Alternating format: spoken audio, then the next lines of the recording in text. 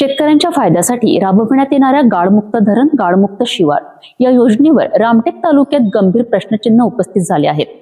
चौगाण येथील तलावातून काढला जाणारा गाळ शेतकऱ्यांना न देता थेट वीटभट्टीवर टाकला जात असल्याचा आरोप स्थानिक शेतकरी आणि ग्रामस्थांनी केला आहे। या आरोपांमुळे प्रशासनाची भूमिका आणि योजनेच्या अंमलबजावणीवर प्रश्न निर्माण झाले आहेत। नागपूर जिल्ह्यातील रामटेक तालुक्यातील सोनेघाट ग्रामपंचायत अंतर्गत चौगाण परिसरातील तलावात सध्या गाळमुक्त धरण गाळमुक्त शिवार या योजनेचे काम सुरू आहे। या योजनेचा मुख्य उद्देश तलावातील गाळ काढून तो शेतकऱ्यांच्या शेतात पोहोचविणे आणि जमिनीची सुपीकता वाढविणे हा आहे। मात्र स्थानिक शेतकऱ्यांनी या योजनेत अनियमितता होत असल्याचा आरोप केला आहे।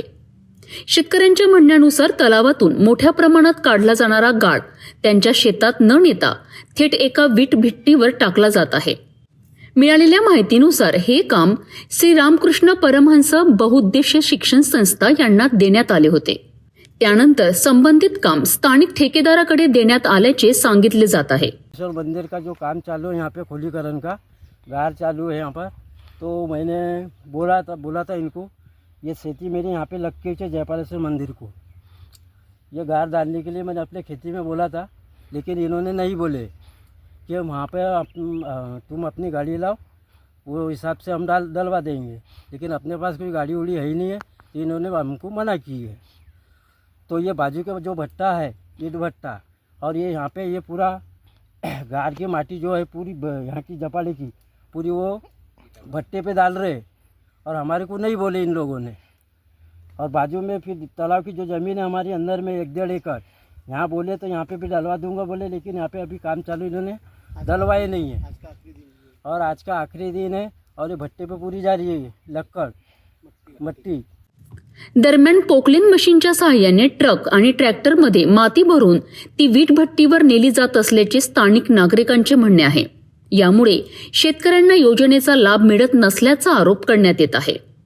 या प्रकरणी रामटेकचे तहसीलदार रमेश कोल्पे यांनी चौकशी करून योग्य ती कारवाई केली जाईल असे आश्वासन दिले आहे। त्याच्यामध्ये वीटभट्टी करता एसडीओ कार्यालयातून परमिशन देण्यात आलेले आहे। ती तपासणी करून आम्ही त्या वीटभट्ट्यामध्ये ज्या ठिकाणी परमिशन दिलेली आहे तिथली माती आहे त्याची आम्ही तपासणी करू आणि त्यानुसार नियमानुसार कारवाई करू। तर दुसरीकडे संबंधित ठेकेदार, वीटभट्टी व्यवस्थापन आणि महसूल विभागाशी संबंधित अधिकाऱ्यांनी संपूर्ण प्रक्रिया नियमानुसार होत असल्याचा दावा केला आहे। काही शेतकऱ्याच्या तक्रारीनुसार जयपालेश्वर मंदिर इथे आलो आणि तिथं काही शेतकऱ्यांनी सांगितलं की अवैधरीतीपणाने इथं माती उत्खनन व माती विकण्याचा चालू आहे। काही शेतकऱ्यांनी जे माती मागण्याचा प्रयत्न केला, मागणी केली, तर इथला ठेकेदार जो आहे त्यांनी सांगितलं की बा तुम्ही स्वतःच्या गाड्या आणा आणि माती देण्यास नकार दिली।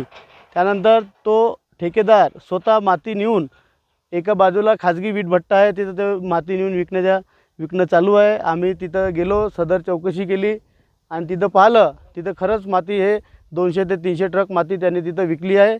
आणि आता या प्रकरणाच्या चौकशीतून नेमके सत्य काय समोर येते याकडे स्थानिक नागरिक आणि शेतकऱ्यांचे लक्ष लागले आहे।